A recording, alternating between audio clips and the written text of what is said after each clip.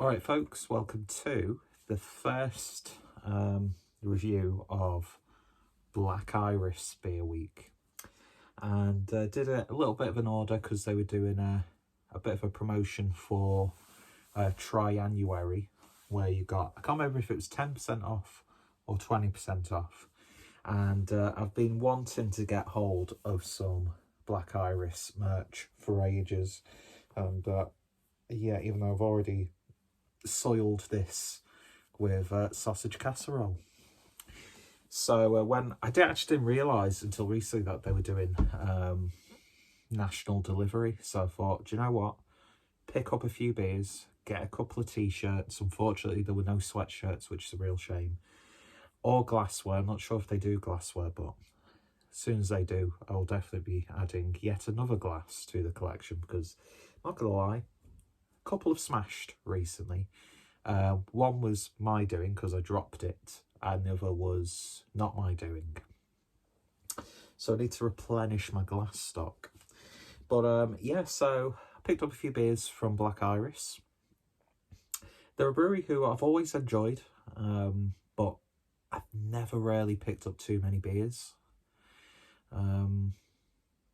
You can't even like scratch that down to availability because pretty much most of the sort of like web shop orders that I've done in the past few months, there's been some, you know, Black Iris beers available, but it's just one of those things, isn't it?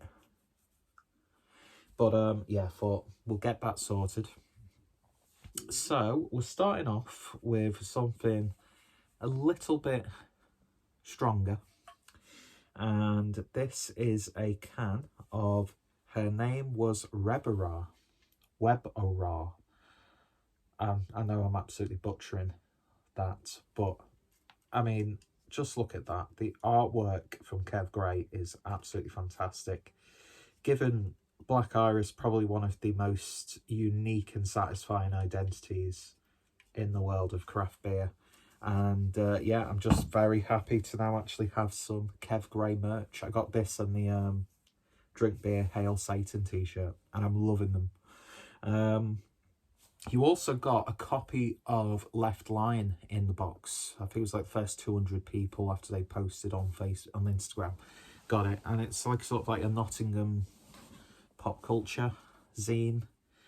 It's really interesting stuff in there. I love things like that, and that's what I miss about being able to go traveling to different cities and stuff, is just experiencing that. But thankfully, not only breweries but a lot of food places are now giving people the opportunity to, you know, order direct. So I mean, it's not ideal, obviously, and a lot of companies will suffer, but it's good to see that some places out there have a bit of an opportunity to still be able to operate and make money. And yeah, that's why I'm really enjoying, you know, making direct orders from breweries. It's something that I really need to focus on.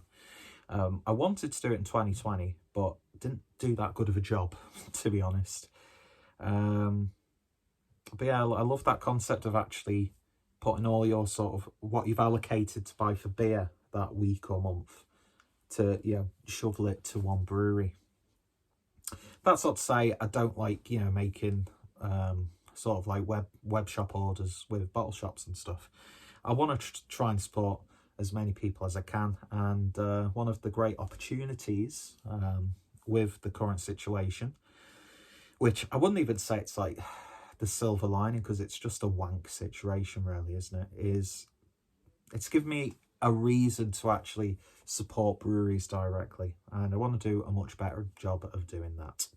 Anyway, that was a very waffly introduction. So this is a 9.5% chocolate and hazelnut porter. So I thought we'd start big on the first day. And this has got hazelnut essence, sugar, cacao nibs and vanilla pods. And I think like Black Iris have been going something like 10 years as well, haven't they? It's mental, absolutely mental. Anyway, using my unbarred snifter for this one. Pouring nicely. Be interested to see just how well incorporated that hazelnut element is in this one. because I think that must be quite a hard sort of ingredient to add to a beer. Sort of like coconut and those sorts of adjuncts. But yeah, it's looking nice and oily. I'd say a really sort of dark brown. It's bordering on jet black. I don't think it is jet black. But it's got a lovely sort of like chocolate milkshake coloured head. Dissipated pretty much straight away. It's just that shimmer and shine on the top. Anyway, let's give it a swirl and see what we get on the nose. And you are getting that hazelnut.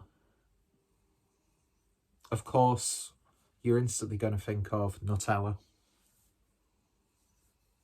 Well, there's maybe a little bit more of a chocolatey, like dark chocolate sort of character in there as well.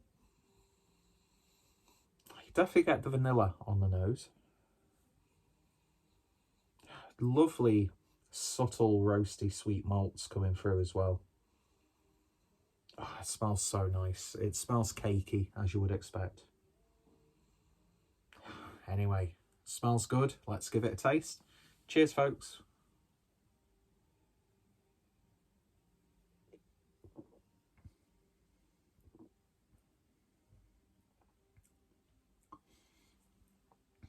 It's got a lovely texture to it. A little bit velvety.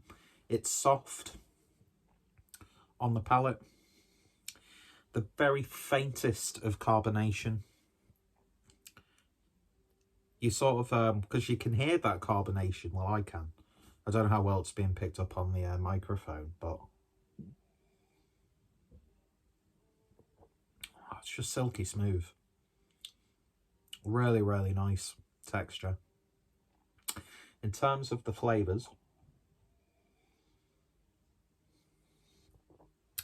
you do get that sort of like hazelnut character in there. But it's not sort of like the flavour of hazelnuts. At the same time, it's not completely something like a hazelnut chocolate spread like Nutella. Other brands are available. Apparently, Lindt do a really nice one, if you're willing to pay a little bit more.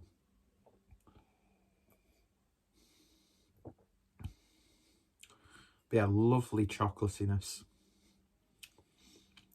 It's got like a slight dark chocolate bounty flavour to it as well, which I am very much in approval of. A little bit of warmth as it goes down, but aside from that, you're not getting that 9%, 9.5% ABV on the flavour.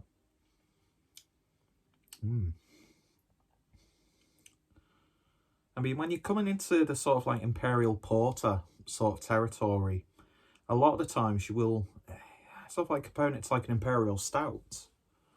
There's not much in it because it's very, you know, dessert stouty in that regard. And I have actually found that those sort of like adjunct flavours, and you know when you get beers that got weird and wonderful names of weird and wonderful ingredients, I do find that those flavours come out more in a much more satisfying way in a Imperial Porter. I don't know. I may retract that statement at one point, but yeah, I definitely think Imperial Porters, in some cases, hold those adjuncts a little bit better than an Imperial Stout. But the bottom line on this is good. This is a very good indeed. It's even got like a bit of like a melted chocolate mousse or chocolate mousse that's not set properly. Lovely chocolatiness. Really, really nice. You get a little bit of a sweet milk chocolate, but then also you're getting the bitterness of a dark chocolate. And it's got a nice bitter finish on the end, which rounds off the experience very nicely. It's not, you know, completely in your face or anything like that. But what is there is very, very satisfying indeed. And those flavours work nicely. I do tend to find that beers that use vanilla, you sometimes get maybe a little bit too much vanilla. I'm not the biggest fan of like a potent vanilla flavour. but it works nicely. It adds a little bit of sweetness, rounds off the beer nicely as well. I said it something nicely multiple times then, but yeah, it's just ridiculously drinkable and really, really tasty. They've done an absolutely cracking job on that. I can imagine this being a beast on cask as well. Do you remember those days?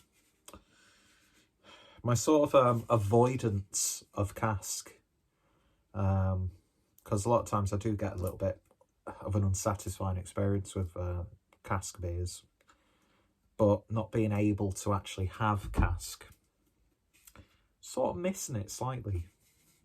But no, this is lovely. This is really, really good. Highly, highly recommended if you want a nice, sweet, strong porter.